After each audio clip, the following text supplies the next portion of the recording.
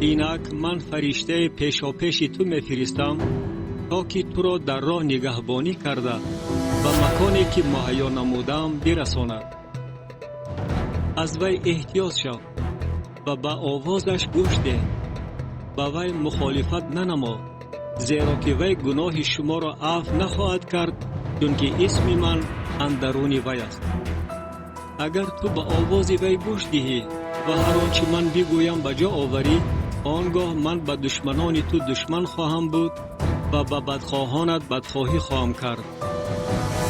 زیرا که فرشته من پیشاپیش تو روانه شده، تو را به سوی اموریان و هیتیان و فریزیان و کنعانیان و هیویان و یبوسیان خواهد آورد و من آنها را نیست و نابود خواهم کرد. به خدایان آنها سجده نبر و آنها را عبادت ننما و مثل اعمال آنها عمل نکن، بلکه آنها را تارومار ساز و هیکل‌هاشان را البته بشکن. و خداوند خدای خود را عبادت نماید و او نان تو و آب تو را برکت خواهد داد و من بیماری ها را از میان تو دور خواهم کرد.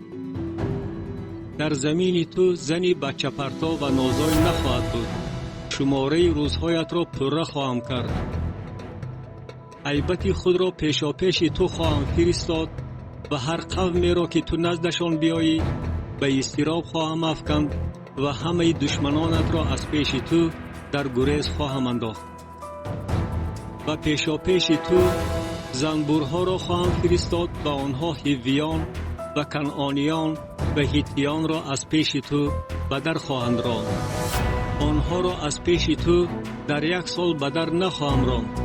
مبادا زمین ولنگار گردد و حیوانات صحرا بر ضرر تو افزون شوند.